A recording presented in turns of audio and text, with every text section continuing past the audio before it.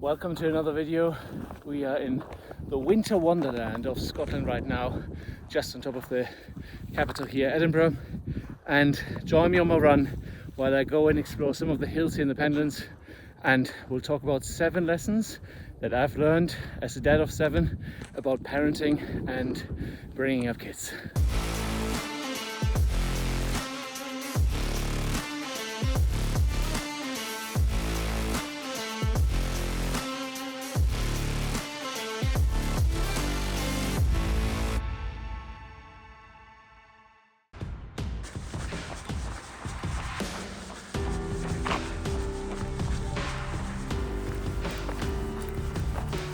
So lesson number 1 is your kids are like mirrors. They show you who you truly are.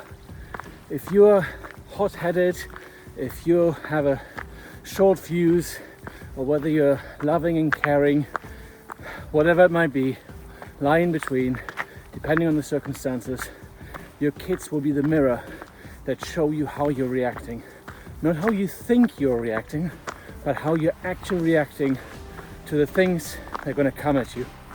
And for anybody who is balancing working life and parenting life, that is going to become very obvious very fast. If you carry with you work stress to the home, and you let something that happened in another part of your life affect how you're reacting, your kids are going to mirror back how your emotional state is being perceived by others. And for that, your kids are the greatest teachers. They're going to be the ones that really showcase how much in control you are of your emotions, and they will help you build emotional resilience.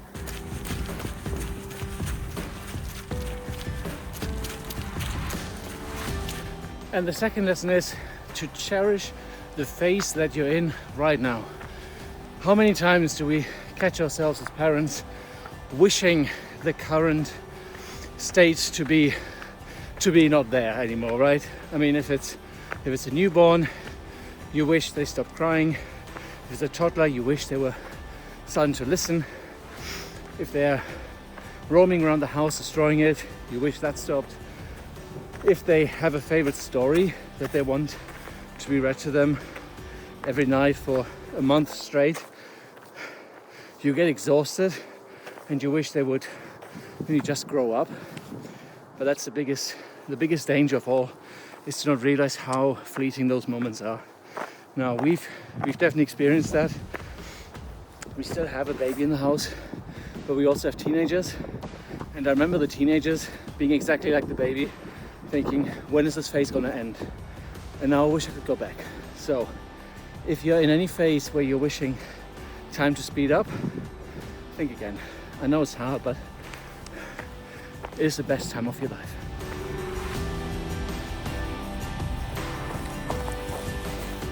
And closely related with that is lesson number 3, and that is your kids are the best antidote to the constant need for hustling and just focusing on the next thing and trying to get as much done in a day as possible, and then feeling bad because you don't get it done, and you're constantly yo-yoing between the things you're annoyed at because you didn't do, and then the anxiety about the things that you ought to be doing, should be doing today, but maybe you don't have the energy for it, or something is keeping you. It might be just time has run out today.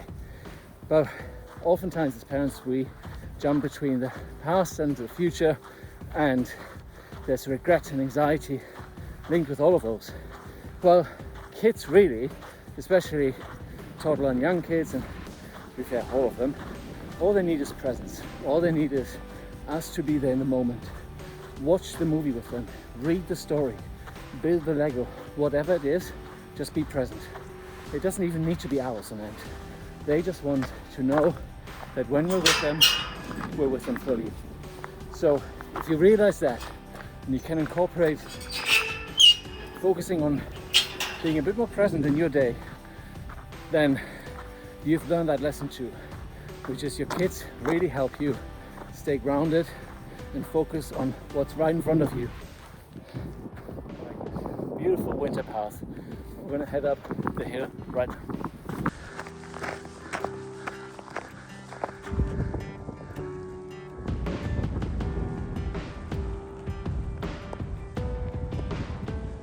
And lesson number 4 is a lot of dads are driven by fear. They're both driven by fear and they keep themselves small because of fear. Fear has many different ways of presenting itself. And I'll have a podcast with one of my good friends, Corey Wilkes, a psychologist who talks all about that, the 4 horsemen of fear. But what I see with dads is we are afraid of how others see us. We're afraid of how we see us, and if we keep the promises to ourselves, we're afraid of not delivering, of not being good enough. We're fear of the unknown is a big one. And to be fair and to be honest, I'm also afraid. I'm afraid to put this camera on. And it's simple. Who am I to record this video? And yeah, well, the best part really is the beautiful view you're getting. But the thing is, I know I get a lot of nourishment and support and courage from speaking to other dads, and this is a way of me trying to speak to the audience. And yeah, you know, there's fear of I'm not an athlete. I'm figuring dad life out and figuring out what it means to be a husband, to be a worker, a leader at work, trying to be. But hey, if we can't be open and honest that sometimes we are afraid, then how can we really teach our kids? So there we are, facing the fear of climbing a hill in the snow, but we made it.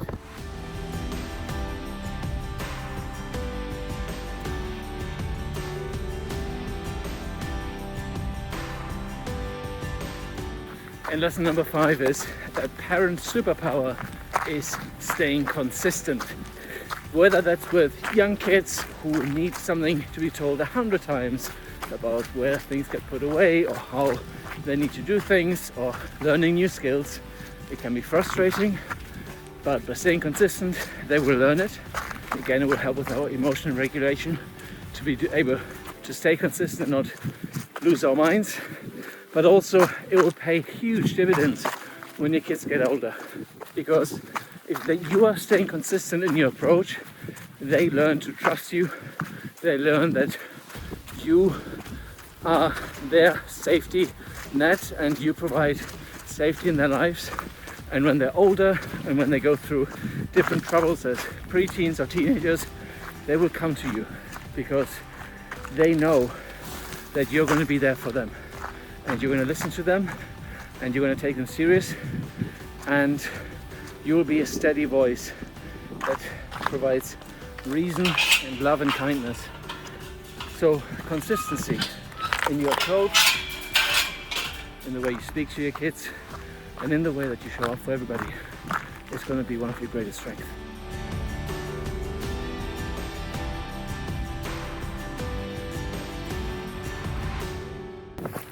And lesson number 6 is going to be that comparison is going to be the biggest destruction of the joy that you're going to have as a parent, because in this day and age it is so easy to see all these people who've got it all, who have money, the job, the perfect relationship, the well-behaved kids, they have the car, the house, all of this stuff.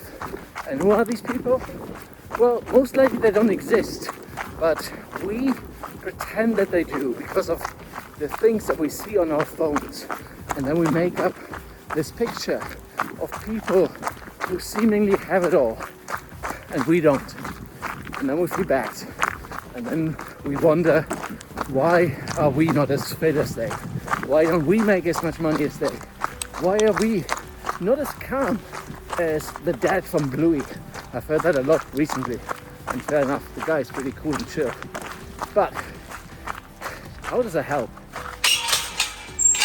There's an element to us realizing who we are and what we're good at, and also what we're not good at, is working on it. But just by comparing ourselves to others, we're gonna destroy our happiness.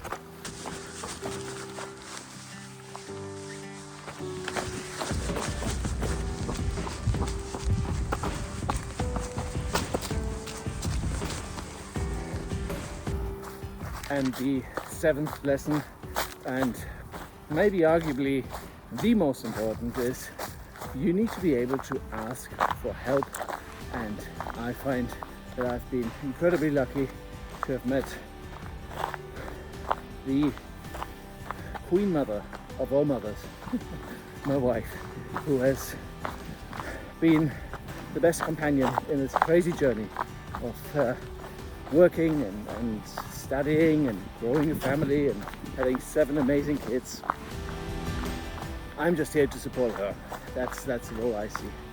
But in all of that, it is oftentimes hard to say, I'm struggling, or I need help, or what are we doing, or whatever else it might be.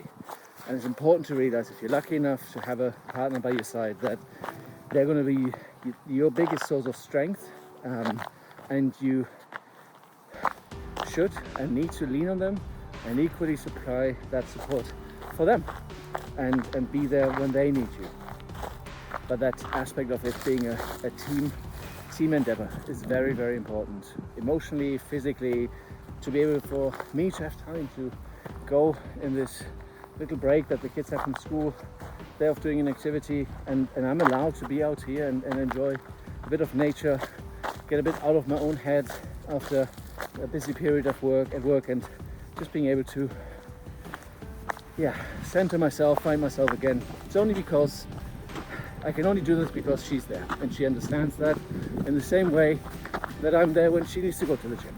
And it is really the cornerstone of how we're able to have a family, and I think that's the same for anybody, whether you've got 1, 2 or 3 kids. Realize that you're in it together.